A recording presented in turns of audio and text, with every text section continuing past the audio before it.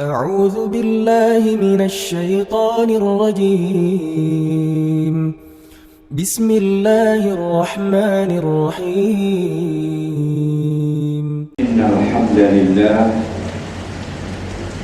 وبه نستعين على أمور الدنيا والدين أشهد أن لا إله إلا الله وحده لا شريك له وأشهد أن محمدا عبده ورسوله لا نبي بعده اللهم صل على محمد وعلى آله وأصحابه وذريته وأهل بيته أجمعين أما بعد فيا أيها المصلون أوصيكم ونفسي بتقوى الله وقد فاز المتقون قال الله تعالى في القرآن الكريم يا أيها الذين آمنوا اتقوا الله حق تقاته ولا تموتن إلا وأنتم مسلمون. Kaum muslimin jamaah Jumat rahimakumullah, khutbah pada hari ini berjudul dalam potongan satu ayat yang berbunyi innamal mu'minuna ikhwah. Innamal mu'minuna ikhwah. Sesungguhnya hanya orang berimanlah bersaudara.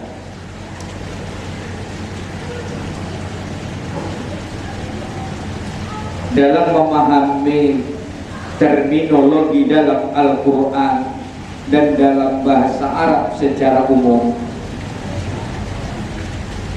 ada yang disebut lafal mufrad tunggal, lafal jamak, jamaknya ada jamak taksir, jamak muzakkar salim, jamak muannats salim. Ada yang lafal umum, ada yang lafal khusus dan sebagainya. Bahagian yang terkecil dari terminologi itu yang nampak nyata dalam kata ikhwah. Dalam bahasa Arab, saudara itu adalah akhul. Jamaknya ada dua yang disebut dengan jamak taksir. Ada ikhwah, ada ikhwan. Dua-duanya jamak. Kalau perempuan ukhtun, jamaknya akhwat. Tapi kalau akhul, jamak taksirnya saja ada dua, ikhwah dan ikhwan. Dalam pendekatan semantik, bahasa Al-Quran itu sangat tajam, sangat dalam, bahkan sangat sensitif. Maka khatib melihat apa perbedaan ikhwah dengan ikhwan. Kalau masdarnya adalah ukhwah. Kalau ikhwan itu sifatnya universal. Inilah terminologi yang selalu kita dengar oleh para tokoh, ada yang disebut dengan persaudaraan kebangsaan, persaudaraan keagamaan, persaudaraan kesukuan, persaudaraan dan lain-lain. Nah, khatib melihat itu terminologinya lebih cenderung ikhwan, maka disebut dengan ikhwanul muslimin. Sementara ikhwah dalam pengertian bahasa Arab adalah kata jamak yang difokuskan kepada saudara kandung. Jadi kalau saudara kandung dalam bahasa Arabnya itu ketika dia jamak maka adalah ikhwah. Padahal dalam konteks ayat ini pasti bukan saudara kandung saja, karena al-mu'minun ada dari Aljazair, ada dari Eropa, ada dari Amerika, apalagi yang dari Arab. Tapi kenapa Allah menggunakan redaksi dengan kata ikhwah, innamal mu'minuna ikhwah, seolah-olah itu adalah bahasa yang sangat tinggi, bahasa hiperbol dari Al-Quran. Allah SWT seolah-olah Allah ingin menyajikan bahwa hei kaum muslimin, sekurang-kurangnya kalian hanya bukan satu daerah saja, bukan satu kawasan saja, bukan satu suku saja, tapi seolah-olah kalian betul-betul bersaudara sebagaimana keturunan. Makanya Allah hadirkan takbir itu innamal mu'minuna ikhwah. Allah tidak menggunakan redaksi lain. Walaupun kajiannya bisa lebih luas, mana ikhwan, persaudaraan kebangsaan, persaudaraan kenegaraan dan sebagainya.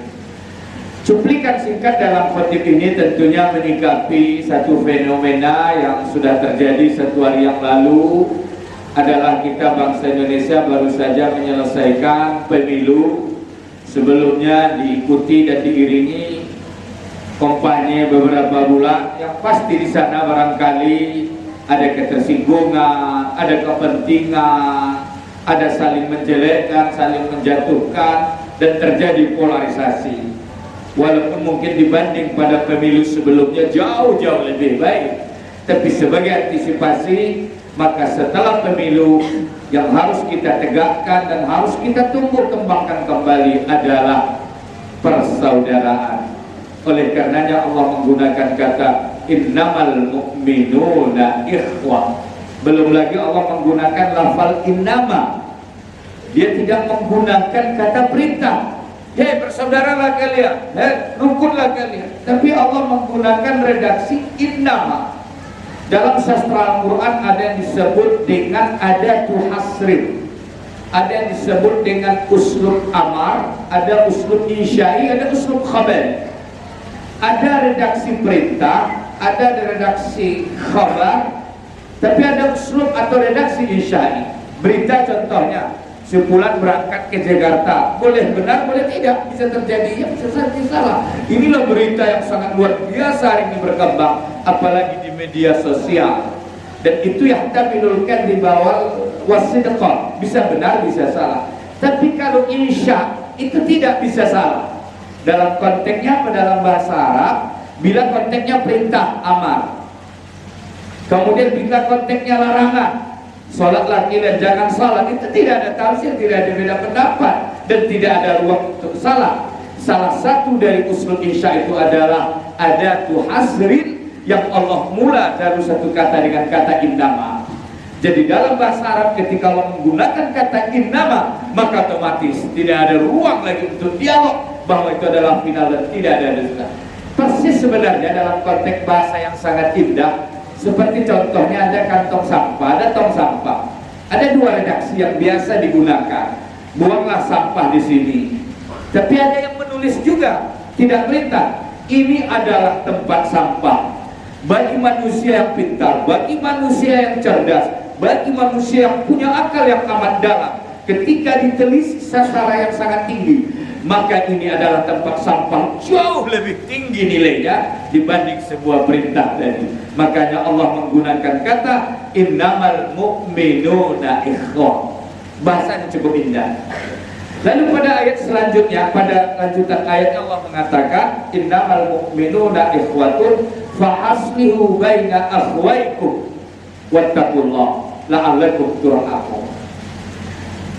Setelah Allah informasikan dengan informasi yang amat akurat dan tidak bisa dibantah dalam pendekatan redaksi dan uslub, masuklah pada lanjutan ayatnya perintah. Ini konsekuensi hukum, tidak ada pilihan lagi.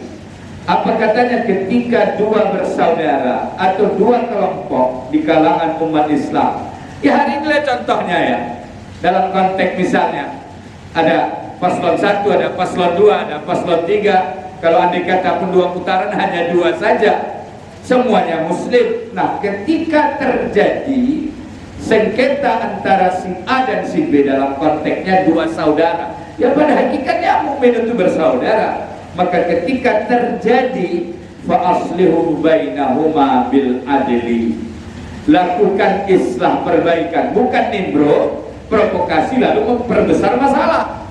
Hari ini kita disuguhkan dengan kemajuan teknologi media sosial, dengan mudahnya sekali pencet bisa dibaca langsung oleh jutaan orang. Ketika itu negatif, luar biasa pengaruhnya dalam Al-Quran.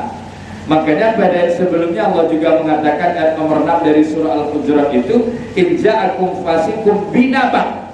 Jika ada orang yang memberi berita naba, naba itu bahasa Arabnya ada naba, ada khabar. Berita itu naba dan khabar. Kalau khabar itu biasanya informasi biasa.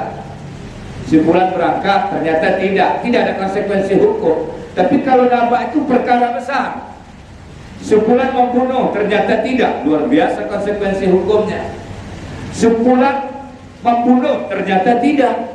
Sebulan berzina, luar biasa konsekuensi hukum sosial yang ia terima, ternyata tidak. Sebulan curang, ternyata tidak. Luar biasa sebenarnya. Itulah kata Naba, dan itu diantisipasi. Masih dalam Al-Hujurat, beberapa ayat sebelum innamal mu'minuna ikhwah, yang Allah katakan in ja'akum fasikum binaba'in fatabayyanu. Kalau ada sebuah berita bohong, ini bagian dari tuntutan persaudaraan. Allah menggunakan kata in, sedikit saja berita itu, luar biasa. Tapi nyatanya tidak mustahil sebagian dari umat Islam karena kepentingan rela melakukan kebohongan-kebohongan, provokasi melalui media yang pada puncaknya apa yang terjadi. Coba kita lihat ayat itu. In ja'akum fasikum binaba. Jika datang pakai in, sedikit saja. Naba'in isim nakirah, sedikit saja. Fatabayyanu, perintah Allah kepada Nabi, lakukan tabayyun. Kalau tidak tabayyun, apa yang terjadi? Fatabayyanu, kata Allah Subhanahu wa taala, in ja'akum fasikum binaba'in fatabayyanu an tusibu qauman bijahalah fatusbihu ala ma fa'altum nadimin. Kalau tidak kalian lakukan tabayyun, bisa penyebabnya berita tadi menjadi malapetaka untuk kalian, lalu kalian menghadapi penyesalan yang berkepanjangan. Makanya Allah katakan, contohnya sebulan penjahat, sebulan membunuh, sebulan menzina, sudah hancur nama kawan itu dengan sekedar hanya media sosial. Ternyata hakikatnya tidak, luar biasa. Nah, ketika ini tidak diredam dari awal, maka apa yang terjadi? Maka terjadi malapetaka yang besar, dan puncaknya adalah penyesalan berkepanjangan. Hari ini terjadi tumpah darah yang ribuan tewas di Sudan saja, yang dianggap negara Islam. Penyebabnya juga pemilu pada awalnya. Ada dua jenderal yang menjatuhkan seorang jenderal berkuasa, Umar Hassan al-Bashir. Lalu kedua jenderal ini salah satunya menjadi presiden, yang salah satunya menjadi ketua Ad-Da'mu Sari, ketua militer khusus lah, luar biasa. Berjalan 1 tahun lebih kurang, apa yang terjadi? Yang satu ingin mengkudeta, ini dianggap sudah kecurangan. Yang satu ingin dianggap menguasai dan ingin menjatuhkan kekuasaan, maka terjadilah perang saudara yang sampai hari ini sudah ribuan tewas manusia. Luar biasa sebenarnya. Apakah kita ingin hal seperti itu terjadi di negeri kita? Wallahi wabillahi, persaudaraan jauh lebih mahal daripada hanya sekedar pemilu. Ukhuwah Islamiyah jauh lebih berharga daripada hanya sekedar duduk dan menduduki satu jabatan, satu kekuasaan, dan satu kepentingan dalam kehidupan sosial. Makanya Allah katakan di dalam Al-Quran, kembalilah kepada persaudaraan sesungguhnya, dan yang bisa merelasikan persaudaraan itu adalah innamal mu'minun, hanya orang mukminun. Innamal mu'minuna ikhwah. Dengan lafal ikhwah, konsekuensi dan tuntutannya luar biasa, yang kajiannya cukup panjang. Mudah-mudahan khutbah yang singkat ini merupakan momentum yang berharga pasca pemilu. Kita kembali kepada persaudaraan seagama secara khusus, dan secara umum adalah persaudaraan kebangsaan, persaudaraan kesukuan, dan yang lain-lain. Mudah-mudahan kita mendapatkan kebaikan di negeri ini, dan negara kita menjadi negara baldatun thayyibatun wa rabbun ghafur. Barakallahu li wa lakum fil Qur'anil Karim, wa nafa'ani wa iyyakum bima fihi minal ayati wa dzikril hakim. Fastaghfiru fa ya fawzal mustaghfirin wa ya najatat taibin.